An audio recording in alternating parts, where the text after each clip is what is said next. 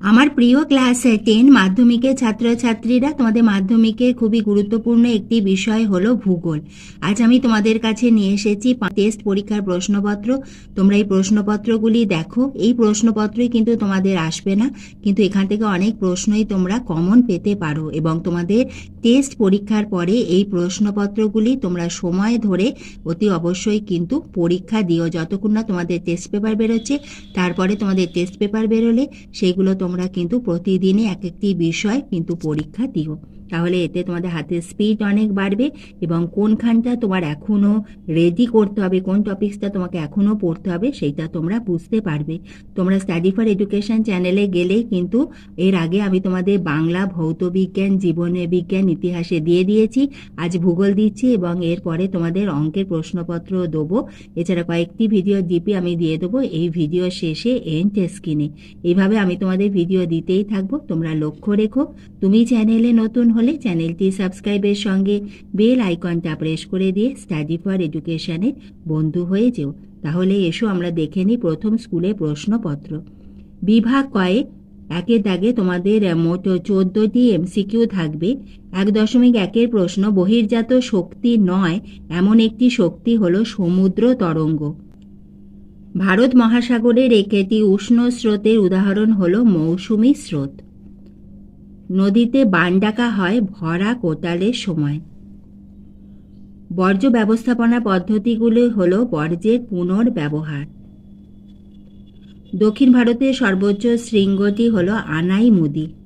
ভারতের জলবায়ুর প্রধান বৈশিষ্ট্য হলো ঋতু পরিবর্তন। ভারতের কেন্দ্রীয় বনভূমি গবেষণা কেন্দ্রটি অবস্থিত যোধপুরে। ভারতের প্রধান কৃষি ব্যবস্থাটি হল জীবিকা সত্তা ভিত্তিক। ভারতের ভবিষ্যৎ কর্মসংস্থান সৃষ্টিতে সবচেয়ে সম্ভাবনাময় শিল্প হল পেট্রো রসায়ন।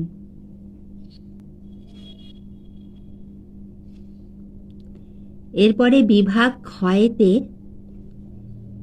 শুদ্ধ এবং অশুদ্ধ। ঠিক হলে শুদ্ধ এবং সেটি যদি ভুল হয়ে থাকে তাহলে অশুদ্ধ।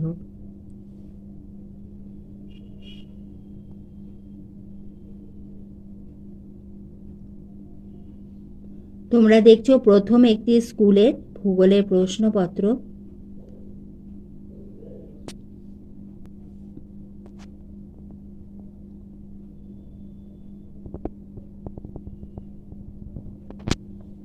ধ্রিয়ান, চলমান বালিয়াড়ি, আঁধি, ধূলিঝড়, কল্যাণ সোনা, উচ্চ ফলনশীল গমের বীজ এবং সেল হল লৌহ ইস্পাত নিয়ন্ত্রণকারী সংস্থা।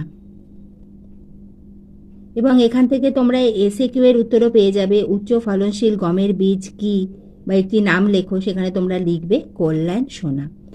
বিশেষ করে তোমাদের এমসিকিউ এসএকিউ কিন্তু বিভিন্ন প্রশ্নপত্র তোমাদের করতেই হবে। এরপরে তোমরা দেখে নাও বিভাগ গয়েতে প্রশ্নমান 2 মার্কসের প্রশ্নগুলি।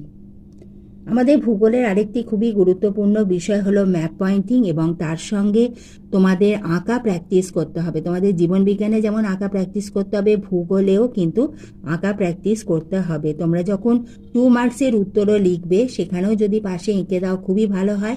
এছাড়া 3 এবং 5 মার্কসের যে প্রশ্ন থাকবে সেখানে কিন্তু তোমাদের আঁকতেই হবে।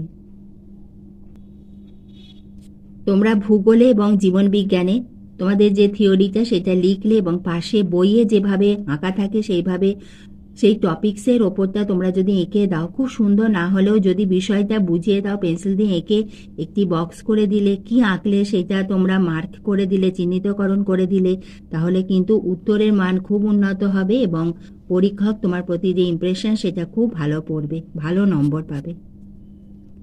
বিভাগ ঘয়ে প্রশ্নমান 3 মার্কসের প্রশ্নগুলি দেখে নাও। যেখানে সম্ভব অতি অবশ্যই এঁকে দিও এবং 5 মার্কসের প্রশ্নতে কিন্তু তোমাদের আঁকতেই হবে।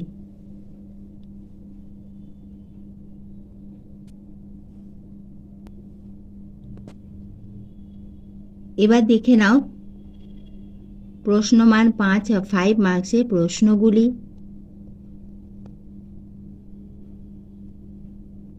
এবং বিভাগ চয়েতে ম্যাপ পয়েন্টিং।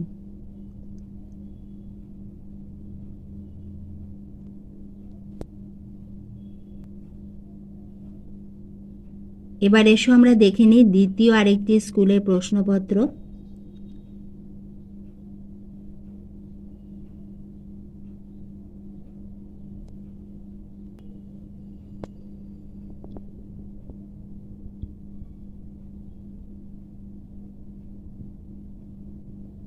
এমসিকিউ এসএকিউ তোমাদের কিন্তু অনেক প্র্যাকটিস করতে হবে।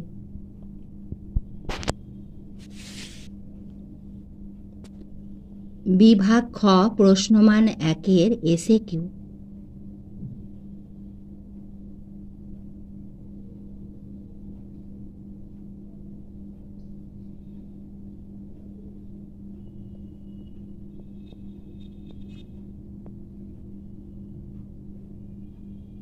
বিন্দুবার কাকে বলে? খুবই গুরুত্বপূর্ণ প্রশ্ন। তোমাদের মাধ্যমিক 2017 থেকে 2024 সম্পূর্ণ প্রশ্নপত্র এমসিকিউ এসএকিউ এর উত্তর সহ ভিডিও আমার দেওয়া হয়ে গেছে। তার লিঙ্ক তোমরা পেয়ে যাবে এই ভিডিওর ডেসক্রিপশন বক্সে। এছাড়া লিঙ্ক পেতে তোমাদের যদি অসুবিধা হয় আমাকে কমেন্ট বক্সে লিখে জানিও, আমি তোমাদের সেই ভিডিওর লিঙ্ক দিয়ে দেবো। আমার বাংলা, ইতিহাস, ভূগোল, ভৌতবিজ্ঞান, জীবনবিজ্ঞান প্রতিটি বিষয়ের অঙ্কেরও আমার ছোট প্রশ্ন উত্তর সহ ভিডিও দেওয়া আছে মাধ্যমিক 2017 থেকে 2024 অবধি।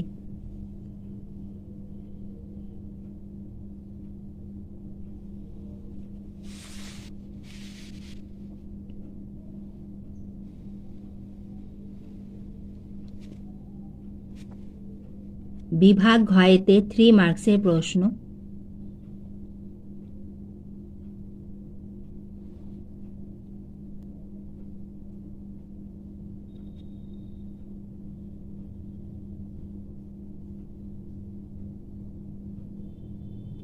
বিভাগ চ ম্যাপ পয়েন্টিং।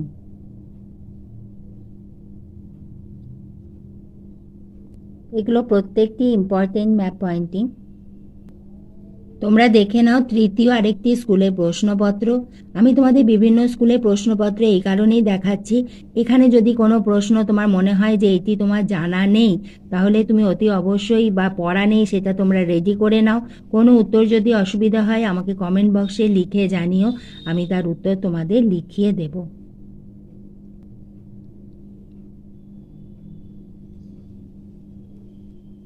কারণ তোমরা যখন প্রশ্নপত্র দেখছো তখন সেই প্রশ্নের মধ্যে তুমি যেটা পারছো না সেটা যদি জেনে নাও তাহলে খুবই সুবিধা হবে, কারণ এই প্রশ্নটাই যদি তোমাদের মাধ্যমিকে আসে তখন সেখানে তোমরা উত্তরটি লিখতে পারবে। বিভাগ ক্ষয়ে এসএকিউ।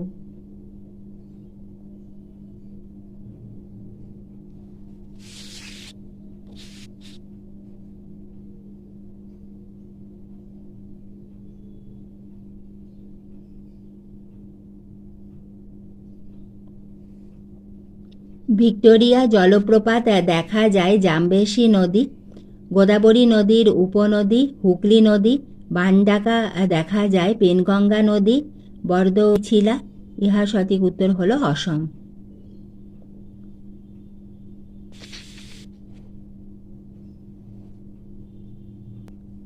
গিরিখাত ও ক্যানিয়নের মধ্যে পার্থক্য, খুবই গুরুত্বপূর্ণ প্রশ্ন।